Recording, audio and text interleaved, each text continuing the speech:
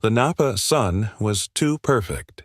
It shimmered over the vineyard hills like it had been scripted, gilding every trellis, warming every wineglass, bouncing off the white silk of Aurora Whitmore's veil like the opening of a fairy tale.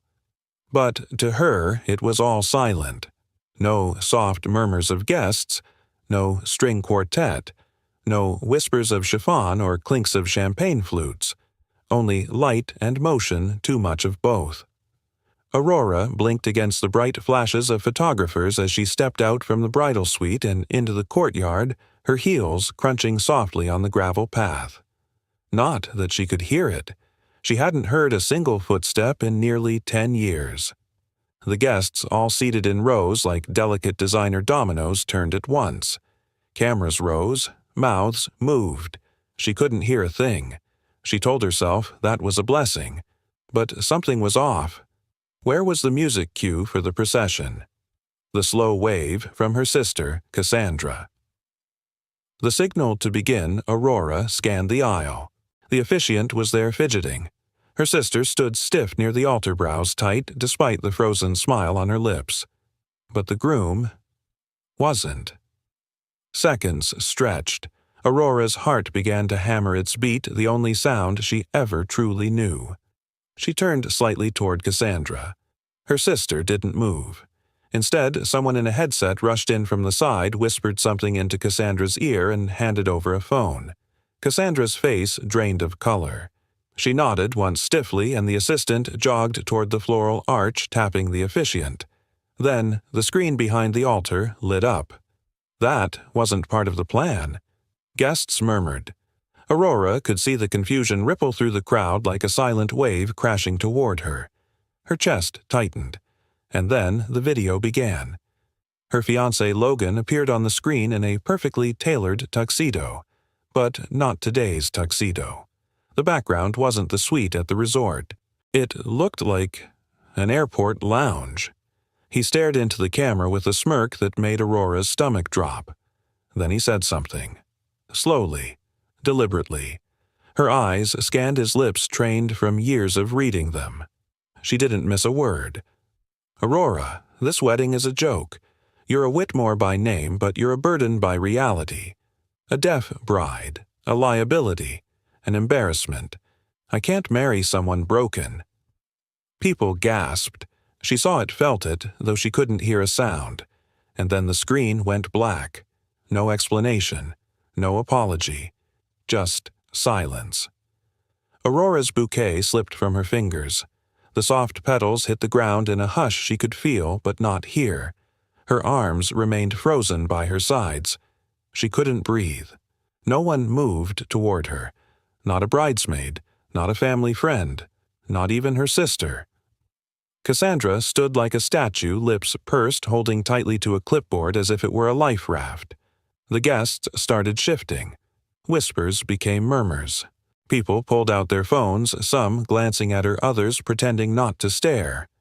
The silence around her wasn't kind, it was thick, judgmental, cold. Aurora took one step back, then another. The fairy tale had collapsed without sound, without warning. And that's when she saw him. A man standing just past the rows of chairs near the edge of the sound booth. He wasn't dressed like a guest. His shirt was a plain button-down sleeves-rolled janitor badge clipped to his belt beside a ring of keys and a walkie-talkie. But it was the look on his face that stopped her. He wasn't staring. He wasn't filming. He wasn't whispering. He was watching. Steady. Calm. Present. And then he stepped forward. One step, then another. Slow. Measured. Respectful. The crowd parted around him without realizing they did. Aurora didn't move. He stopped 3 feet in front of her. No words. Then he raised both hands. Deliberate. Smooth. Sign language. Do you understand this? Aurora's breath caught in her throat. She stared at him. She hadn't used a sign in years, not since she'd learned to lip read to survive in boardrooms and investor meetings. But now, here in front of this stranger. She nodded shakily. Her lips parted, but no words came. He didn't pressure her, didn't ask for more. He just signed again. Would you like to sit?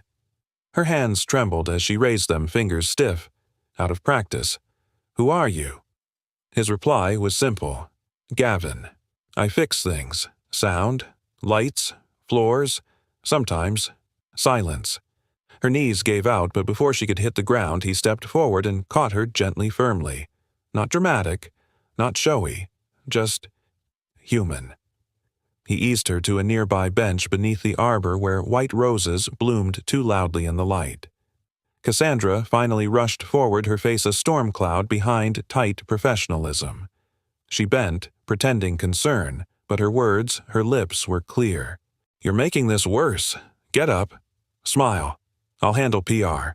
Aurora didn't respond. She turned to Gavin instead. Can I leave? He nodded. No hesitation. I have a car. Not much, but it runs. I don't care. She looked back at the crowd. No one came closer. The silent bride stood up, no longer waiting to be saved. She turned her back on the altar, the screen, the people who let her stand alone, and she walked away. With the janitor. With silence. But this time, it didn't feel empty. The silence in the car wasn't awkward, it was full. Not with noise, but with something steadier. Gentler. Aurora sat in the passenger seat of Gavin's old silver hatchback, her bouquet forgotten on the floorboard, her hands gripping the hem of her dress. The lace was wrinkled and damp near the edges from her own sweat, or maybe tears, she wasn't sure. Outside, the vineyards of Napa rolled past golden and untouched by scandal. Unlike her. She glanced sideways at the man driving.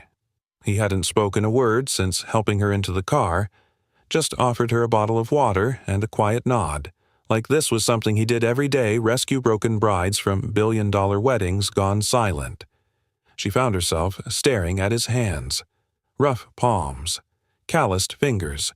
Small burn mark near his thumb. Hands that had held her gently when her knees gave out. Hands that had signed not spoken. She blinked back the thought. It didn't matter. Nothing mattered right now. Because apparently she was a liability. Because her sister was nowhere to be found. Because the resort manager had met her at the edge of the driveway with a clipboard and tight lips. Miss Whitmore, your sister, has asked that you vacate the premises. She says, it's for the protection of the family brand. Family brand? Not family. She hadn't argued. What was there to say? Her parents were in Europe. Florence, she thought. Or maybe Vienna. Cassandra had insisted they take a pre-honeymoon to avoid bad press even before the wedding fell apart. So no home to go to. No friends in sight. No groom. Just this car, this janitor, this stranger who hadn't asked for anything but had stayed. Gavin's apartment was on the second floor of a worn but clean building near downtown Napa. Not far from a bakery and a florist. The kind of place people drove past without really noticing. The stairwell creaked. The welcome mat was sun-bleached. The door opened with a soft click. Inside smelled like cinnamon and coffee and something warm home, maybe. Aurora stood awkwardly near the entryway, still in her wedding dress, unsure whether to cry or laugh or collapse. She didn't have to choose. A little girl with messy curls and big hazel eyes peeked out from behind the hallway wall. She wore oversized overalls covered in marker stains and held a whiteboard clutched to her chest. She didn't say anything. She didn't have to. She walked up to Aurora, turned the whiteboard around, and pointed at it. In big purple letters it read, Hi. I'm Lily. Are you okay? Aurora choked out a soft breath. Her lips trembled into something that wasn't quite a smile. She crouched slowly and took the marker Lily offered. She wrote, Hi, Lily. I've had a strange day. The little girl stared at the message for a second, then nodded very seriously and took her hand. No questions, just quiet understanding. Like father, like daughter. Gavin handed Aurora a stack of clean towels and a soft gray sweatshirt that had clearly seen better days. Bathrooms down the hall. If you want to change. He signed, then gestured toward a bedroom with a closed door. You can sleep in there. I'll take the couch. She hesitated. You don't even know me. He tilted his head, thought for a beat, then signed, "You didn't ask to be hurt today." "That's enough." She nodded, throat tight. When she returned from the bathroom, makeup gone, veil-folded wedding dress rolled into a plastic bag, Lily was already drawing something at the small dining table. A stick figure with curly hair handing a flower to another figure in a dress. Aurora didn't ask which one was supposed to be her. She just sat beside her and drew a sun in the corner of the page. Later, wrapped in a blanket that smelled faintly of peppermint and laundry soap, Aurora sat on the edge of the bed Gavin had offered. She held a notepad in her lap. He'd left a pen on the nightstand like he knew she'd want to say something without speaking. She didn't write much. Just, "Why are you helping me?" She left it on the kitchen counter before retreating to the bedroom. 10 minutes later, there was a gentle knock. She opened the door. Gavin stood there holding the note. He didn't say anything at first. Then he looked at her, really looked, like he saw not the mess, not the makeup-stained cheeks or the hollow in her eyes, but something deeper, something worth saving. He raised his hands, slowly, intentionally, because silence is not emptiness, and you deserve happiness. Aurora couldn't breathe. No one had said that to her before. Not like that, not without pity or pretense, just truth. Soft and steady like a hand on your back when the world's too heavy. She didn't answer. She just nodded gently, closed the door, and lay back on the bed. For the first time in nearly a decade, she drifted into sleep without fear of the dark. No nightmares, only quiet. And for once, it didn't feel like loneliness. It felt like beginning again. The next morning, the world kept spinning. Sunlight filtered through the cheap blinds in Gavin's apartment, throwing soft stripes across the floor. The coffee pot sputtered quietly. Lily sat cross-legged on the rug, sketching a dragon with glitter markers on the back of an old grocery receipt. Aurora stood barefoot in the kitchen, clutching a mug of tea like it was the only thing keeping her upright. She hadn't said much, not that she needed to. Gavin moved through the space with quiet ease, refilling the coffee, tidying up breakfast dishes, giving her space without making her feel invisible. That was new. She didn't know what to call this place. It wasn't home, but it wasn't a shelter either. It just was. That morning she had woken up to the sound of nothing. No dreams, no screams, no drowning silence. Just rest. And now, for reasons she couldn't quite name, she didn't want to leave. In the corner of the living room sat an old shortwave radio, all brushed metal knobs and cracked dials. Gavin knelt beside it, screwdriver in hand, fiddling with the back panel. The thing hadn't worked in years, but Lily liked pretending it was a spaceship console. Today, though, Gavin was determined to get it working. Aurora watched from the couch, sipping slowly. The radio crackled and popped with static white noise dancing in and out, but she didn't flinch, didn't turn, didn't react. Gavin noticed. He adjusted a knob. A piercing, high-pitched tone shot from the speaker. Lily, still drawing, winced and covered her ears. But Aurora, nothing. She blinked and kept drinking her tea. Gavin leaned back, brows drawing together. He fiddled again, this time a softer tone, lower, almost a hum. Aurora's head lifted slightly. Her eyes moved toward the sound. Just a beat. But Gavin caught it. He turned off the radio. Lily glanced up. "That noise hurt," she mouthed dramatically. Gavin didn't answer. His gaze was still on Aurora. She looked puzzled, like something had brushed against her shoulder and vanished. An hour later, while Lily napped and Aurora sat on the balcony staring at nothing in particular, Gavin pulled a small black case from his closet. Inside was an odd-looking device, something between a pager and a medical sensor, with a switch, a dial, and a series of blinking lights. It looked unremarkable. But to him, it was the past. Before all this, before the mop and the keys and the long shifts, he had worked in medical tech. Designed tools like this one to detect auditory response across frequency bands. He hadn't touched the thing in years. He powered it up. A tiny light blinked green. Aurora came back inside just as he was testing it on himself. The device chirped faintly as it scanned. He turned the dial higher, then lower, watching the lights shift. She tilted her head. "What is that?" she signed. He hesitated, then pointed to the seat in front of him. She sat. "Trust me." She nodded. He brought the device close to her ear and triggered the low-frequency pulse. She flinched barely. A blink. A shift in her expression. He dialed it up. A mid-range tone. Nothing. Then a higher-frequency one Lily had said hurt. Still nothing. Gavin set the device down slowly. His hands had stopped moving. Aurora frowned. "What?" He didn't answer. Instead, he walked to the bookshelf in the corner and pulled down a dusty picture frame. A photograph old worn at the edges. A younger Aurora smiling at a family barbecue. A golden retriever at her side. Behind her on the patio table sat a piece of medical equipment. He stepped forward and held the photo out. "Do you remember this?"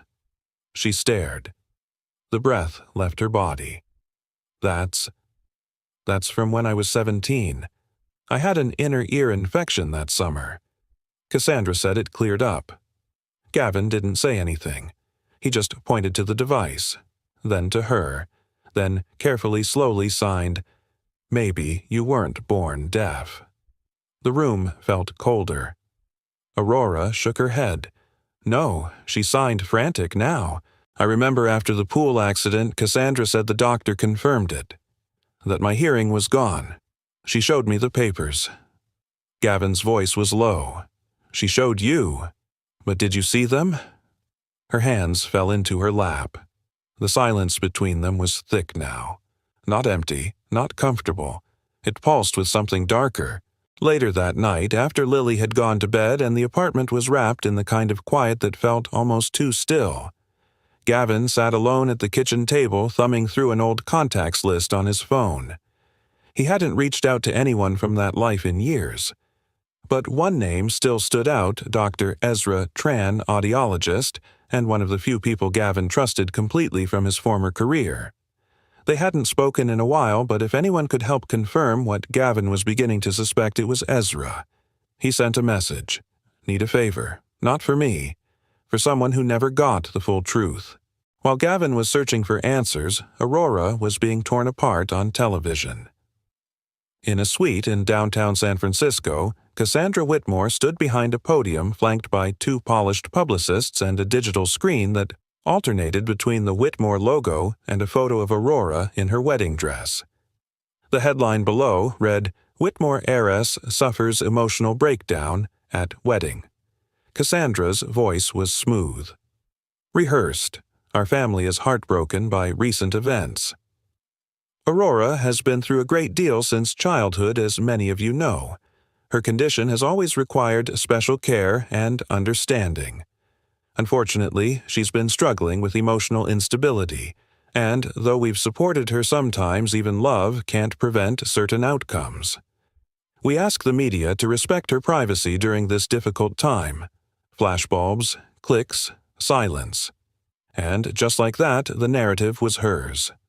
Aurora was no longer the abandoned bride. She was the liability again, the broken one, and thousands of eyes believed it. But back in a quiet apartment in Napa, a janitor was putting the pieces together. And for the first time in a decade, Aurora had someone who didn't buy the story. Someone who had heard the silence and still leaned in closer. The clinic smelled like antiseptic and stale coffee. Aurora sat stiffly in the padded chair, her hands balled into fists in her lap. The room was too white, too bright, too much like the last place she'd believed a truth that would shape the next 10 years of her life. A truth that might have never been true at all. Gavin sat beside her, still in his work boots, knees bouncing slightly, his only betrayal of nerves. He'd offered to wait in the lobby. She'd shaken her head. If this was going to be undone, she wanted him there. Dr. Ezra Tran entered the room with a warm smile and a folder tucked under his arm. He was in his 50s, sharp-eyed but kind. He greeted Gavin first with a quick handshake and a look that said, "You didn't tell me everything, did you?" Then he turned to Aurora and signed gently. "Nice to meet you, Aurora. I'll speak and sign for comfort. No pressure." She nodded. He glanced at the folder in his hands. Gavin told me just enough to get me concerned. We'll do a full workup. Some of it will feel familiar, some not. But before we begin, he hesitated. Do you remember your original diagnosis? Aurora looked down. I was told I had permanent bilateral hearing loss after a fall. Age 18. Pool accident. Ezra frowned slightly. And your medical records, who showed them to you? She paused. Cassandra. My sister. She said she handled the paperwork. Our family doctor confirmed. Ezra exchanged a glance with Gavin. Then, quietly, he said, Okay, let's begin. The exam took over an hour. There were sound booths, electrodes, a series of tones at different pitches piped through specialized headphones. Gavin watched from the glass window as Aurora's fingers tapped at signals she could detect.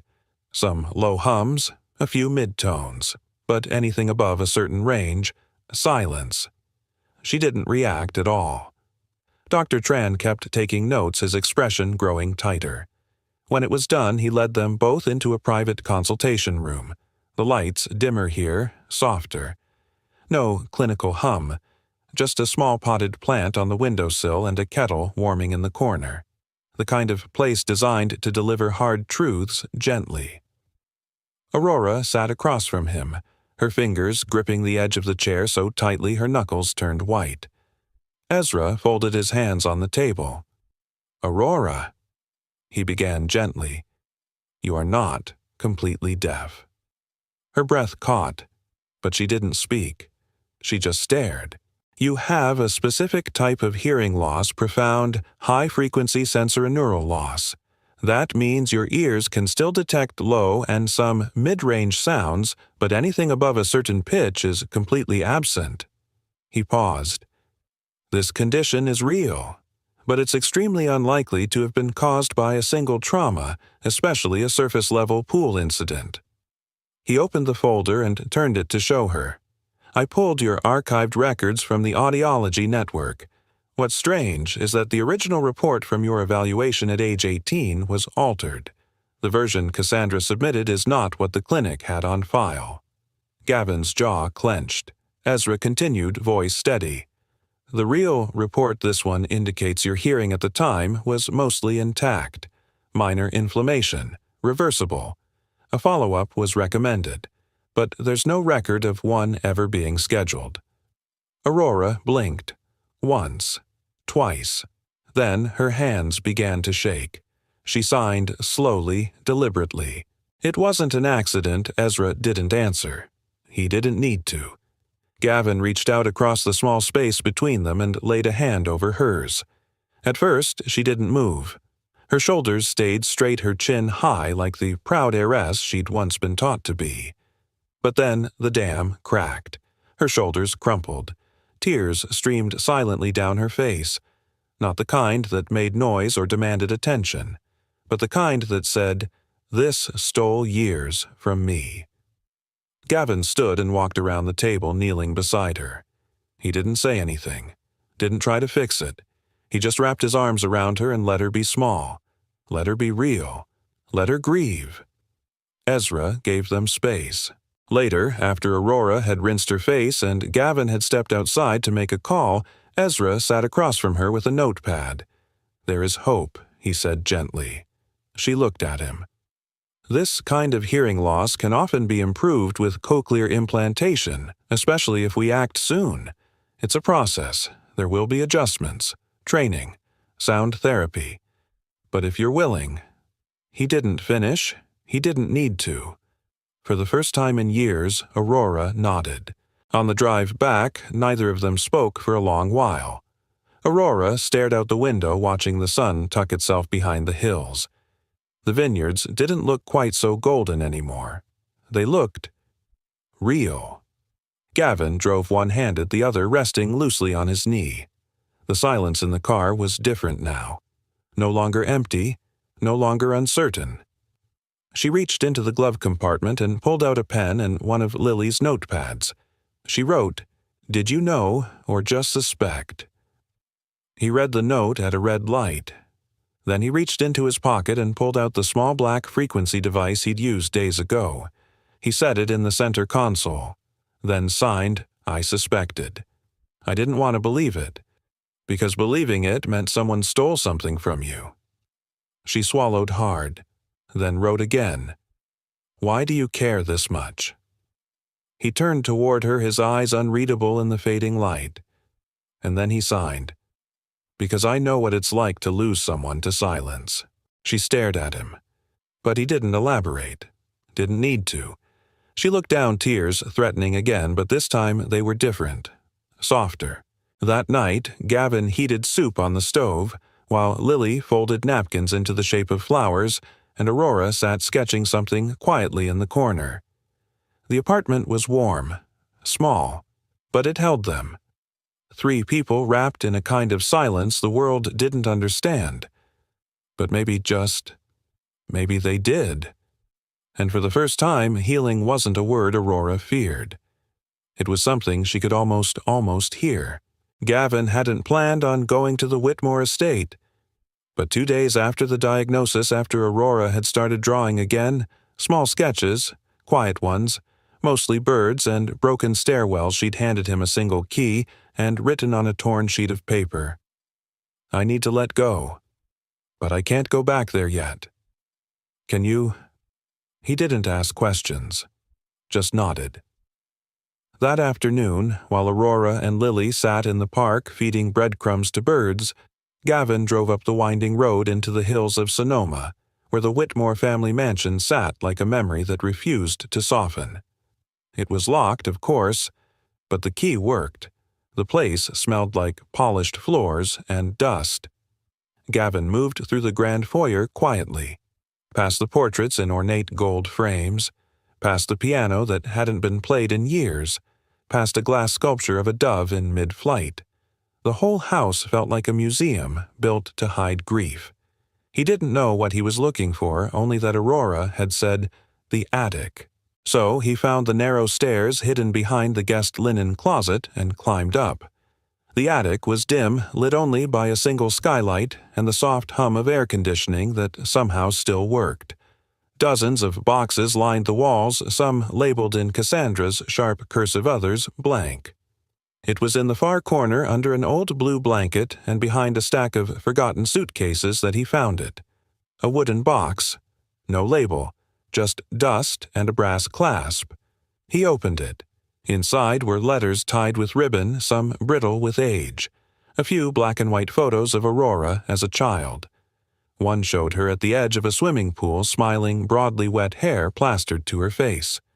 A golden retriever stood beside her. Beneath the letters was an envelope marked Aurora, 18th birthday. He didn't open it. He didn't need to. But what made his stomach turn was what lay underneath. A small white envelope marked Confidential, Audiologist Report, and taped beside it a flash drive. Gavin stared at it for a long time. Then, carefully as if the box might shatter from the weight of its contents, he closed the lid and carried it out of the attic. Back at the apartment, after Lily had gone to bed and Aurora had disappeared into her makeshift studio space on the balcony, Gavin sat alone at the kitchen table with his laptop. He plugged in the flash drive. There was only one file, dated 9 years ago. He hit play. At first it was static. Background noise, shouts a splash, the muffled chaos of a summer day by the pool. Then a voice, sharp, panicked. "Aurora. My head. It hurts, I can't. Cassandra Cass, something's wrong." Her words were slurred, pained. She was gasping. Then a second voice. Soft. Too soft. If you weren't listening carefully, you might have missed it. But Gavin did. Because he knew how to listen in silence. "Shh. It's okay. Just relax. You'll thank me one day for this." A pause. Then more quiet words. "You don't need the noise anymore, Rory." Gavin froze. The audio crackled out. He stared at the screen, his jaw clenched so tight it ached. That wasn't protection. That was erasure. Deliberate. Cold, and it had taken everything from her. He didn't tell Aurora. Not yet. She was still fragile, even if she pretended otherwise. She was stronger than most people realized, but even strong people had limits. And this would tear something open she hadn't even begun to stitch shut. So he tucked the box into the back of his closet next to an old winter coat and a suitcase he hadn't opened since his wife's funeral. He'd wait until she was ready, or until she asked. The next morning, the rain came. Soft, steady, the kind that made the world quiet. Gavin woke early and shuffled to the kitchen. Lily was already up curled in a blanket on the couch with her sketch pad. Aurora stood by the window watching the water trail down the glass like slow-moving tears. She turned when he entered. No words, just a soft smile. He pointed to the kettle. She nodded. A quiet ritual had formed between them, wordless warm. That morning, Gavin did something different. He reached into the cupboard, pulled out the wooden tray Lily had painted sunflowers on, and began laying out cups. Honey, lemon, a small china pot with loose-leaf tea. Then he knelt beside Lily. "Want to learn how to make tea the way your mom used to?" She nodded eagerly. Together they measured the leaves, poured the water, stirred gently. Aurora watched arms folded across her chest, trying not to smile. When Lily proudly carried the tray over to her, Aurora reached for the whiteboard and marker. She wrote, "I think this is the best cup I've ever had." Lily beamed. Gavin sat across from them, his own cup steaming between his palms. For a few minutes, none of them spoke, and none of them needed to. Outside, the rain kept falling. Inside, something else was quietly mending. That night, Aurora drew a picture. 3 figures. One tall with broad shoulders and a mop in hand. One small, curly-haired spinning in a field of stars, and one in the middle. Eyes closed but smiling, listening. It started with a bird. A simple sketch barely the size of a palm penciled into the corner of a page. A bird perched on a windowsill chest, puffed beak open in song. Next to it, 3 figures sat side by side, one tall, one small, and one in the middle, with a pencil in her hand and her eyes closed. Aurora didn't show it to anyone at first. She just left it on the kitchen counter next to Gavin's coffee mug and Lily's crayons like a whisper she wasn't ready to speak aloud. But Gavin found it before breakfast, and when Aurora walked in that morning still rubbing sleep from her eyes, he didn't say a word, just nodded once. The kind of nod that meant I see you. I hear you even here in the quiet. Aurora had always been good with a pencil. Before the silence, before the weight of public image, before Cassandra curated her life like a brand she had dreamed of illustrating children's books. Places where color and shape could tell a story when sound couldn't. Now she was drawing again. Little things at first, a teacup, a violin, a sketch of Lily, mid-giggle. But the more she drew, the steadier her hands became. The more the fog around her seemed to lift. Until one morning she slid a thick manila envelope across the table toward Gavin. Inside were 3 pages of handwritten testimony. She'd written it in silence, but it roared off the page. The lawyer's office smelled like leather and cedar. There were books lining the walls, rows and rows of them with names like estate protection and shareholder rights. But the man behind the desk didn't look like a shark. His name was Marcus Kemp. Gray hair, wireframe glasses, and a warm handshake that didn't linger too long. He'd worked with the Whitmore family years ago. Then Cassandra had replaced him with a sleeker firm in San Francisco. Gavin had called him last week. She doesn't want revenge, he'd said. She wants the truth to matter. Now, Aurora sat across from him, a copy of her handwritten statement in her lap fingers, twitching nervously against the envelope. Marcus glanced through the pages with the quiet reverence of someone reading a sacred text. When he looked up, his voice was gentle. "Ms. Whitmore, I've been doing this for over 30 years, and I can count on one hand the number of people who've walked into my office this brave." She didn't smile, but she nodded. Then, reaching into her bag, she pulled out a small ink pad. Marcus raised a brow. Aurora opened the last page of her testimony and pressed her palm carefully, deliberately into the ink. Then, with both hands, she pressed it flat across the signature line, a deep, perfect print. Her voice, on paper. That night, the rain returned. It came in waves softer than storms, but insistent. It tapped against the windows like a memory trying to be let in. Aurora stood in the living room wrapped in a shawl, staring out through the glass door that led to the balcony. She hadn't said much since the lawyer visit. She didn't need to. She was moving forward. But healing wasn't a straight line, and tonight something inside her twisted. She stepped out onto the balcony. The air was cold, the kind of chill that snuck into your bones without warning. Her hair clung to her neck as the wind curled around her. She leaned against the railing, eyes unfocused. That's when she saw him. Gavin. Crouched in the corner beneath the overhang, his toolbox open sleeves rolled a headlamp strapped to his forehead like a miner. He was soaked to the elbows, tinkering with a small black device in his hands. The implant housing. The one ordered last week, the model customized for her specific hearing range. She blinked. "What are you doing?" She signed from the doorway. He didn't see her at first. Then he looked up and gave a sheepish smile. It was glitching. He said, voice low, lips easy to read. "I figured it out. The damp air's messing with the contacts. I'm reinforcing it." She stepped outside the rain, kissing her cheeks. "You could have waited." He shook his head, holding up the tiny piece of equipment like it was sacred. "You've waited long enough." He adjusted the final screw, then leaned back on his heels, sighing. The rain picked up again, a little colder now. Aurora moved toward him. Gavin stood blinking water from his lashes, his hands trembling slightly from the cold. Then he looked at her, really looked at her, and slowly raised a finger to his own ear. He pointed, then stepped closer. He didn't touch her, didn't assume. Just leaned close enough so she could read his lips. "When you can hear again," he whispered, his voice barely louder than the rain. "I want you to remember the first word I'll say." Her breath caught. She didn't ask what the word was. Not yet. Instead, she nodded once soft. Rain dripped down her face like tears she wasn't sure were hers. Gavin stepped back, handing her the repaired housing in a small dry cloth. Then without a word he turned and walked back inside, his shoulders hunched against the cold.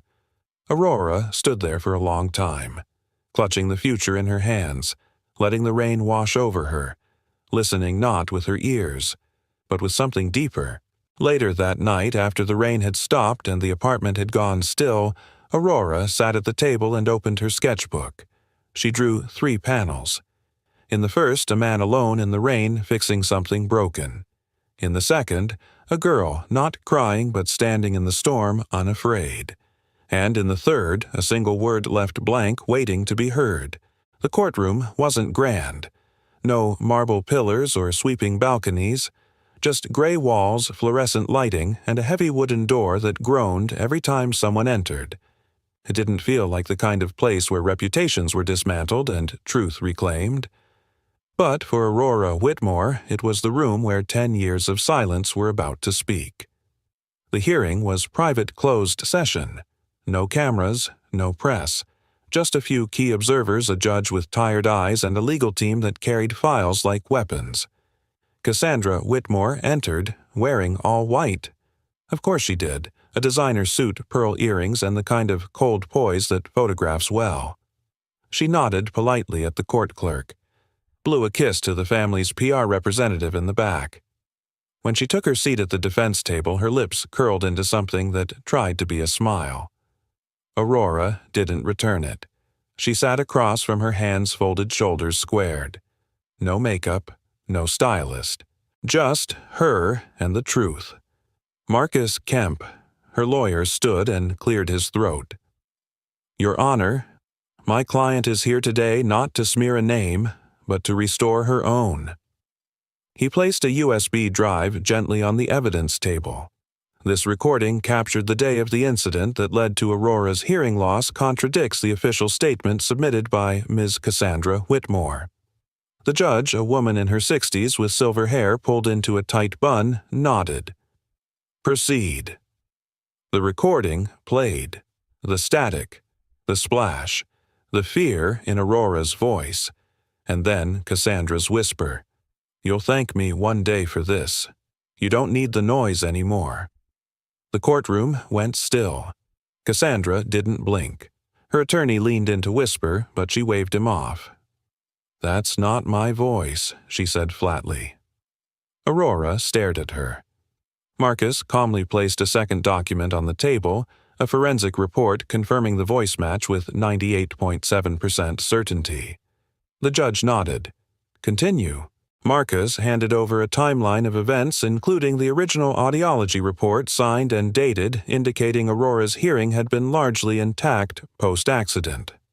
Then the falsified version Cassandra had used to control medical decisions. The air grew heavy. Cassandra shifted in her seat for the first time. I was trying to protect her, she said. You don't understand what it was like. The pressure. The family legacy. She was spiraling. She needed someone to take control. Aurora's fingers gripped the edge of the table. Still, she said nothing. Then the doors opened. A pair of footsteps echoed down the aisle. Their mother and father entered late but present. Their father looked older than Aurora remembered. Their mother's makeup couldn't hide the red rims of her eyes. They didn't sit with Cassandra. They didn't speak to her. Instead, they walked quietly to the front row and stopped. Her mother's gaze fell to Aurora's wrist, the same medical band she'd worn since she was 18. Frayed, sun-faded, still there. A tremble passed through the woman's hands. She whispered something to her husband, who simply nodded and sank into his seat. Aurora didn't cry. She didn't move, but something broke in her posture, something heavy she'd carried for too long. Then it was Gavin's turn. He stepped forward wearing his janitor's uniform. No suit, no briefcase. Just a clipboard in one hand and a quiet, unshakable calm in the other. He took the stand. The bailiff asked if he would like an interpreter. Gavin shook his head. Instead, he raised both hands slowly, deliberately, and signed toward Aurora. She never needed saving. A pause. Just someone who'd believe she deserved better. The judge stared at him for a long moment, then simply said, "Thank you." That was all he needed. Gavin stepped down, and as he passed Cassandra's table, he didn't flinch. He didn't look. He didn't have to. The decision came swiftly. Cassandra was stripped of all legal authority over Aurora's medical and financial matters. The court moved to restore Aurora's voting rights within the Whitmore Foundation and her full inheritance stake. But more than that, more than titles or stock options or press statements, Aurora walked out of that courtroom with her name back, her dignity, her story, and this time no one could rewrite it. Outside, the air smelled of cut grass and early summer heat. The sun broke through a line of clouds just as Aurora stepped down the courthouse steps. Her parents lingered a few feet behind, unsure. Cassandra had disappeared down a side hallway, her lawyer trailing like smoke. Aurora looked up. The sky was wide and blue. Gavin stood waiting by the sidewalk, Lily's hand in his. When she reached them, Lily held out her sketch pad. A new drawing. 3 stick figures, one with a mop, one with curls, one with a cape. Underneath, in big block letters, "Truth wins." Aurora smiled, then knelt down, took the marker, and added something beneath it, because someone believed it was worth hearing. The room was too quiet, too clean, too sterile. Aurora sat in the reclined chair, her fingers locked tightly in her lap. The audiologist moved efficiently, checking levels, prepping the receiver, making quiet notes in a chart she couldn't read. Across the room, Gavin sat beside Lily on a small gray couch, his hand gently covering hers. The little girl's legs swung just above the floor, her sneakers squeaking each time she tapped the rubber soles together. Neither of them spoke. Neither of them moved. Because they all knew once the device activated, something irreversible would happen. Not just sound, not just volume, everything. The past 10 years of silence, the stillness Aurora had learned to survive in would fracture, and something new would begin. Dr. Ezra Tran entered with a smile and a nod. His presence, always calm, now carried the weight of turning a key Aurora wasn't sure she was ready to turn. "We'll go slow," he said softly. "Just breathe." Aurora gave him a tight nod. She reached into her bag and pulled out a folded piece of paper. She'd written the words down the night before, unsure if she would say them, but now they gave her something to hold. She unfolded it, set it in her lap. "I am not broken. I am becoming." The audiologist adjusted the last connector behind her right ear. A soft beep sounded felt more than heard, then silence again. Gavin leaned forward watching. Lily didn't blink. Ezra nodded. On my count, he said, 3, 2, 1. He pressed the final button, and the world changed. It started slowly. A low hum, like distant thunder underwater. Then, the flutter of paper, the whir of the fan in the ceiling, the tick of a pen tapping on a clipboard, and finally just barely a voice, not loud, not dramatic, but warm, right beside her, a whisper. "You deserve happiness." The first sound Aurora truly heard in 10 years was him. Gavin. His voice, low, soft, steady, wrapped around her like a blanket in the cold. Her breath caught. Tears leapt forward before she could stop them. Not the tears of anger or grief. These were different. They came from somewhere deeper, somewhere quieter like a well finally touched by rain. She reached up, hand trembling, and gently pressed her fingers to the receiver behind her ear. Then she turned. Gavin was still seated, watching her. Not smiling, not crying, just present. Exactly as he'd been since day one. She opened her mouth. No words, just a sound. A half-laugh, half-sob caught in her throat as she broke into tears. Gavin stood instantly but didn't rush her. He waited. Aurora looked up, blinking furiously, and whispered, "I heard it." He stepped closer, slowly. "You did," he said, voice shaking now, too. "You heard me." She nodded, still crying. And then Lily, unable to contain it any longer, threw her arms around Aurora's waist and squeezed tight.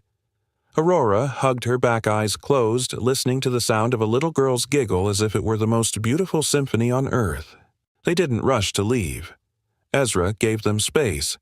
The staff dimmed the lights. And for a while, they just sat together on the couch, Aurora between Gavin and Lily, absorbing the newness of a world that no longer shut her out. At one point, Gavin pulled out a small black notebook. Inside were pages of words, simple ones. Words he had written down over the past few months, words he'd wanted her to hear someday. He didn't read them out loud. He just handed her the notebook and said, "Now you can read them twice." Later that afternoon, back at the apartment, the door opened to the familiar creak she'd never known before. Aurora stepped inside like someone entering her childhood home for the first time in decades, nostalgic for things she never knew she missed. The hum of the refrigerator, the clicking of Lily's crayons against the table, the distant bark of a dog down the street. It wasn't loud, but it was full, alive. She walked out onto the balcony as clouds began to part overhead. The rain had stopped hours earlier, leaving behind clean air and glistening rooftops. She stepped to the edge, closed her eyes, and then she heard it. A bird, just one, singing. Not a grand melody, not some orchestral score, just a single small bird perched on the power line, letting the world know it was still here. Aurora laughed, really laughed, then covered her mouth in surprise at the sound of it. She leaned forward on the railing, the sun catching the tears drying on her cheeks. And in that moment she knew this wasn't the end of silence. It was the beginning of listening, of choosing what to let in, of knowing that just because something is quiet doesn't mean it's empty. Internal monologue. Silence was never the ending. It was the prologue, the first page of something deeper. The gates of the Whitmore estate opened slowly, almost reluctantly, as if even the iron remembered what had been buried behind them. Aurora sat in the passenger seat of Gavin's hatchback, fingers wrapped tightly around the strap of her bag. The closer they drove, the quieter the world felt, not in the absence of sound kind of way, but the weight of it. Memory had its own decibel. Lily, buckled in the back, stared wide-eyed at the long, tree-lined driveway. "This is where princesses live," she whispered to herself. Gavin didn't speak. He just kept driving. The mansion emerged at the end of the road like a forgotten dream, towering symmetrical wrapped in ivy that had long outgrown its trimming. The windows caught the morning light, but inside shadows moved more slowly. No cameras, no press, no Cassandra. Just a house, a daughter, a reckoning. The doors opened before they could knock.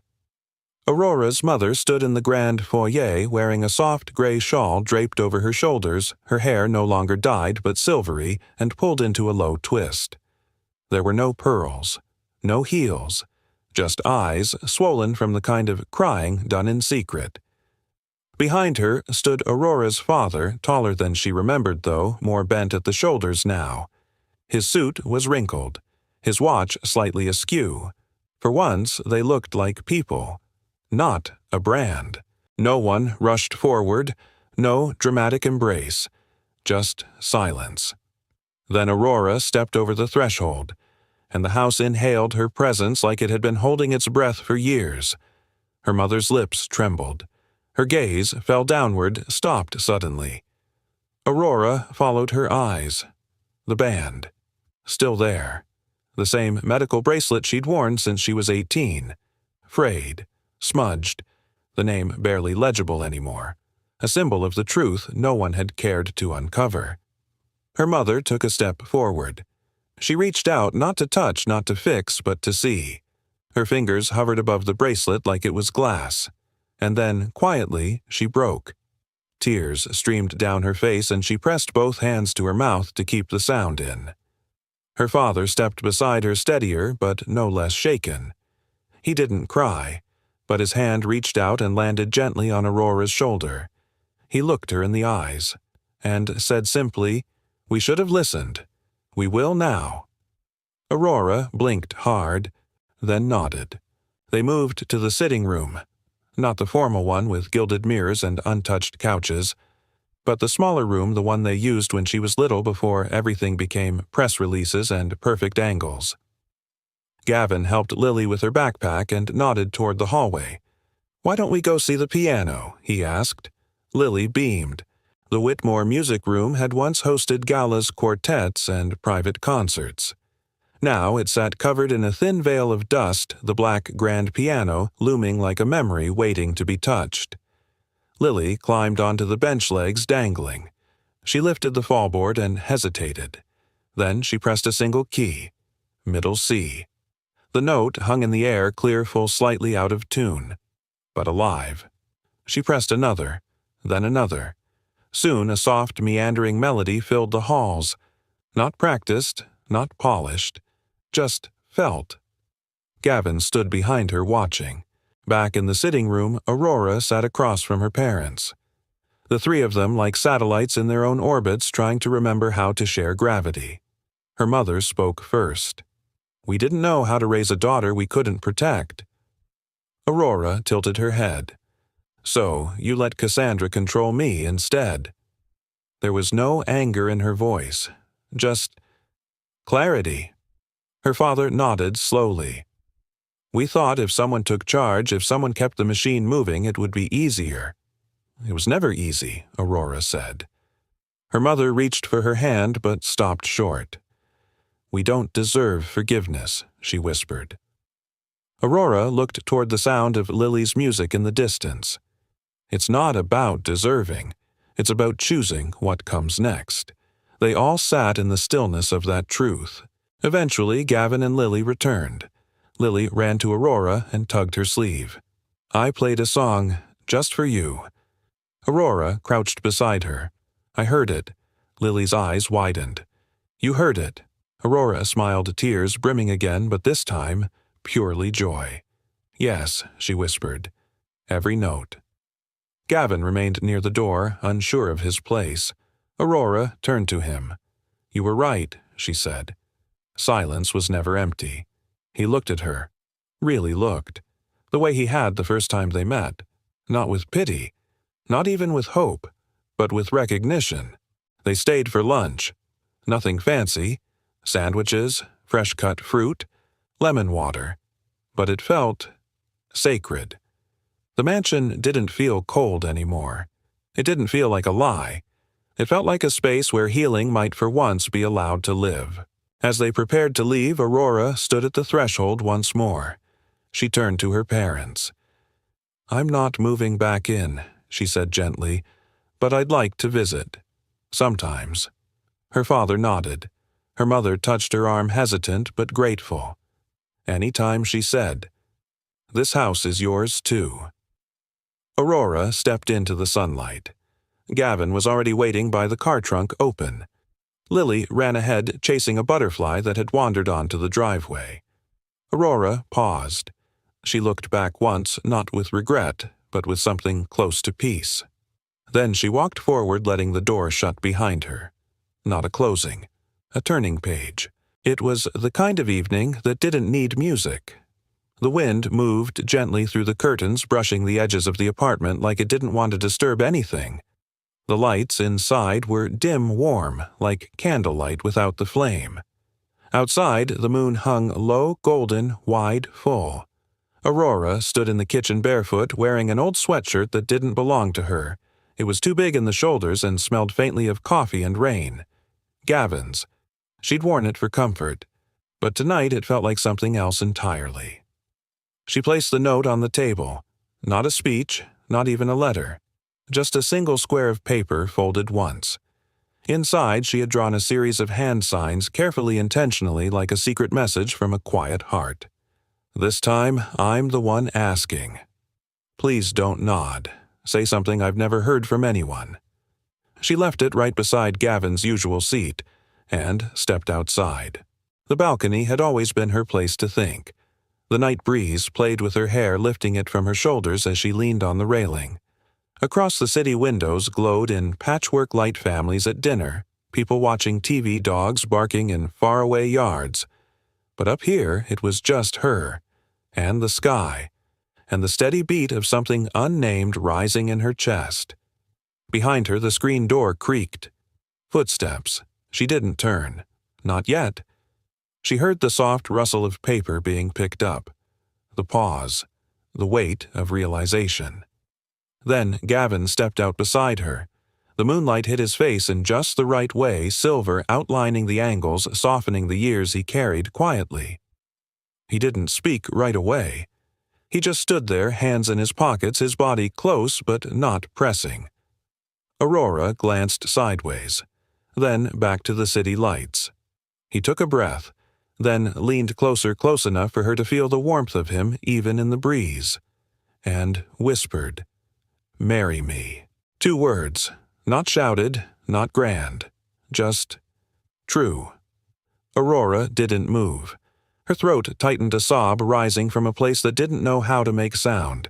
Her lips trembled, and then tears, not of sadness, not of fear, but of release, of 10 years unraveling in 2 words. She turned to face him fully, didn't speak, didn't write, just nodded once, and crumbled into his arms. He held her the way you hold something you never thought you'd be allowed to touch. One hand cradling the back of her head, the other curled protectively around her waist. He didn't rush. He didn't speak again. He just let her cry. Let her feel it. The weight, the wonder, the truth. From inside the apartment came the soft creak of a floorboard. Aurora pulled back just enough to glance toward the door. There, peeking through a crack barely wide enough to squeeze a hand, was Lily, smiling so wide it nearly split her face. She didn't say a word. She just raised both hands and signed in big, excited gestures. Yes, yes, yes. Gavin laughed a sound Aurora had heard only a handful of times, but one that had already stitched itself into the walls of her heart. Aurora wiped her cheeks. looked up at him. "Is this really happening?" she asked, her voice still shaky. Gavin touched her cheek thumb, brushing gently under her eye. "Only if you say yes again." She grinned through her tears, then signed slowly, deliberately, so even the wind could read it. Always. Later that night, the apartment was quiet again.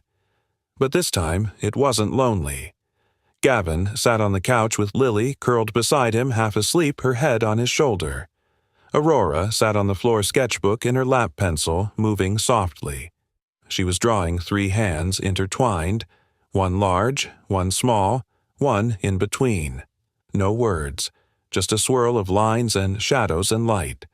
When she finished, she tore the page gently from the spiral binding, stood, and placed it on the refrigerator with a magnet shaped like a ladybug. Then she turned back to the room. Her room? Their home. Out on the balcony, the wind stirred again, rustling a forgotten napkin on the table. It fluttered to the floor, weightless, and came to rest at Gavin's feet. He picked it up, smiling. On it was another sketch. A bird, perched on a branch, singing. Not because it needed to be heard, but because it finally felt safe to fly. 6 months later, the sun rose over a field of wildflowers just outside of town. No marble aisle, no cathedral bells. Just sky and earth and the soft hush of wind moving through tall grass. It wasn't the kind of wedding that made headlines. No celebrity guests. No designer gowns or embroidered napkins. No press releases prepared in advance. But for Aurora Whitmore, it was the first day of her life that felt entirely, undeniably hers. She stood beneath a hand-built arch of reclaimed wood wrapped in soft linen and eucalyptus leaves. The scent mixed with early summer air and something sweeter freedom, perhaps. Her dress was simple, soft ivory, no train, no corset, just a flowing silhouette that moved when she did. Her hair was down, brushed back with tiny pearl pins Lily had picked out herself from a local craft shop. And Gavin. He wore a crisp, white shirt sleeves, rolled a single wildflower tucked behind one ear. Lily's idea, of course. He stood at the center of the clearing, hands clasped behind his back, waiting not for a bride he'd claimed, but for a partner he chose. Lily stood between them in a pale yellow dress and sneakers, holding a small bouquet she'd made from whatever flowers she could gather that morning. She took her role as maid of honor very seriously, but not too seriously to grin, like the sun was watching. The chairs were mismatched, borrowed from neighbors' friends, and the tiny cafe Gavin once cleaned on weekends. A small speaker played soft acoustic guitar in the background, the kind that felt more like memory than music. There was no altar, no aisle, just a path of flat stones leading through the grass. And Aurora, walking it slowly, her bare feet brushing against clover, her heart pounding in rhythm with the soft wind. Gavin watched her like a man seeing color for the first time. When she reached him, she didn't take his hand immediately. Instead, she turned to the small group seated before them. Gavin's co-workers, a few of Aurora's old professors, the elderly couple from the bookstore, Dr. Tran from the clinic, and Marcus Kemp, who stood with tears unapologetically in his eyes. At the edge of the field, her parents sat on a picnic blanket. No suits, no cameras, just quiet smiles and a kind of reverence. Aurora took the mic from its simple wooden stand. Her hands trembled. She glanced at Gavin, then Lily, then closed her eyes. When she spoke, her voice was soft, unpolished, still new in its strength. I spent a long time in silence. A breeze danced past, lifting the hem of her dress. At first I thought that silence meant something had been taken from me. But then I met people who listened even when I didn't speak. Her eyes met Gavin's. They taught me that silence isn't the absence of love. It's the beginning of it. The space where trust grows, where truth waits patiently. She swallowed, and then said, her voice firmer, "Now I choose this sound, to begin again." And with those words, a bird took flight from the nearby tree line.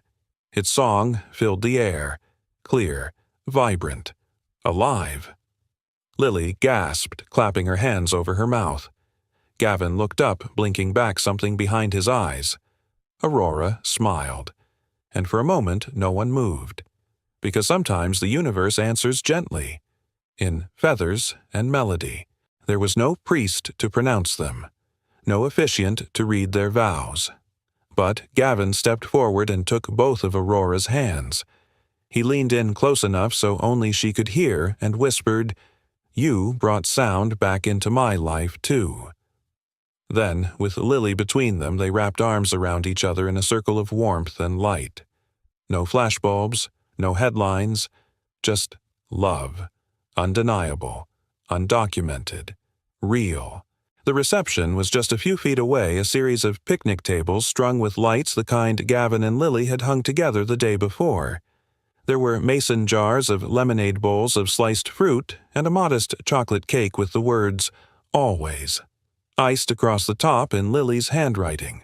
The guests laughed, danced barefoot in the grass, shared stories that had nothing to do with power or legacy or loss. And Aurora. She sat in Gavin's lap as twilight settled her head against his chest, listening to the steady rhythm of a heart that had never once asked her to be louder than she needed to be. Later that night, as the guests said their goodbyes and Lily twirled under the string lights one last time, Aurora stepped away from the crowd. She walked to the edge of the field where the moon had risen again, different now than 6 months ago. Not a witness, but a blessing. She tilted her face toward it, closed her eyes, and listened. To the crickets, to Lily's laughter, to Gavin humming a tune he'd never admit to knowing. And somewhere in the soft distance, a bird sang again, as if to say, "Welcome home." 1 year later, the Whitmore building no longer gleamed the way it used to. It breathed. Gone were the towering glass walls that once echoed with urgency and cold prestige. In their place, sunlight, softer paint, and soundproofed meeting rooms reimagined not for exclusivity, but for inclusivity. There were murals now in the hallways, some painted by children from the foundation. Plants grew in real soil near the windows. A hand-painted sign hung at the front entrance right above the newly installed Braille directory. Welcome, all of you. Aurora Whitmore had returned to the helm of the company. But she didn't come back as an heir. She came back as a builder. She no longer wore the armor of silk power suits and press interviews. Instead, she walked the halls in linen and loafers, learning every name of every employee in the building, including the cleaning staff, especially the cleaning staff. Her office no longer sat on the top floor. She'd moved it to the fourth, close to the therapy rooms and the newly funded wellness wing, because she hadn't just taken her seat back. She'd redesigned the table. The Whitmore Foundation for Sensory Justice opened that spring. Its mission to support children living with hearing loss and those suffering the long-term effects of emotional manipulation and gaslighting. It wasn't just about hearing. It was about being heard. Aurora poured herself into every detail program design therapist training accessible technology, even the scent of the lobby. Nothing was too small. No voice too soft. And always beside her in the margins was Gavin. He'd quietly declined every offer the press tried to throw his way. He didn't want his name on panels or podcasts. Instead, he built something slower, quieter, lasting. Every Wednesday and Saturday in the rec room of the Foundation's downtown annex, Gavin taught free financial literacy classes for those with hearing impairments. No mic, no slides. Just him, a whiteboard, and a stack of printed worksheets translated by hand. His students came from all walks of life: teen moms, veterans, janitors, retired mechanics. Some were born deaf. Others, like Aurora, had their silence given to them by force. Gavin taught them how to read balance sheets, how to budget, how to file taxes, how to invest in themselves. He taught them the language of stability using sign paper and patience. More than once, a student cried, not from confusion, but from the feeling of finally being taken seriously. And at the back of every class, Lily, taking notes in 2 languages. At just 9 years old, Lily Hale had mastered advanced sign, not because anyone made her, but because she wanted to. She said it made her feel like a bridge between people who might have never met without her. Her school essays were about things like empathy silence and how love isn't always something you hear but something you understand. On weekends, she'd go with Gavin to the bookstore and hunt for new signs to surprise Aurora with. Her favorite word was belong. She said it with her whole face. And then there was the house. Not a mansion, not even a manor. Just a quiet home on a quiet street porch swing lemon tree chipped paint that none of them were in a hurry to fix. The kind of home you could breathe in. One particular evening, as summer exhaled into early fall, the three of them sat on the front porch. No agenda, no performance. Just a breeze, a bowl of fresh cherries, and the kind of stillness that makes time slow down. Lily sat cross-legged on the porch swing, sketching a treehouse she wanted Gavin to help her build. Aurora leaned against the railing, a soft cardigan draped around her shoulders, her bare feet curled under her on the bench. The wind played with her hair. Her hearing device was off intentionally, not because she feared the world, but because she no longer feared the silence. Gavin sat beside her, a hand resting gently on her knee. He'd been quiet for a while, eyes closed, simply being. Then he turned toward her, and in a whisper so soft it nearly dissolved into the evening air, he said, "This silence brought me you." Aurora didn't speak. She didn't need to. She smiled, tilted her head, and gave the smallest, most perfect nod. It said everything. As the sun slipped beneath the horizon, they stayed like that, three hearts, one home, and a silence that wasn't empty, but full, of memory, of meaning, of love that had nothing left to prove. Sometimes the quietest voices carry the loudest truths. If this story touched your heart, we'd love to hear from you. Have you ever witnessed a moment of unexpected kindness? Have you ever been seen truly seen when you felt invisible? Tell us in the comments. And let us know where in the world are you watching. From your story might inspire someone else today. If you found hope in this tale, consider subscribing for more heartfelt stories just like this one. We release new videos that remind us all of the power of empathy, love, and second chances. Subscribe, leave a like, and don't forget to share this story with someone who needs to hear it. Thank you for spending this time with us. Until next time, may you always find light, even in the silence.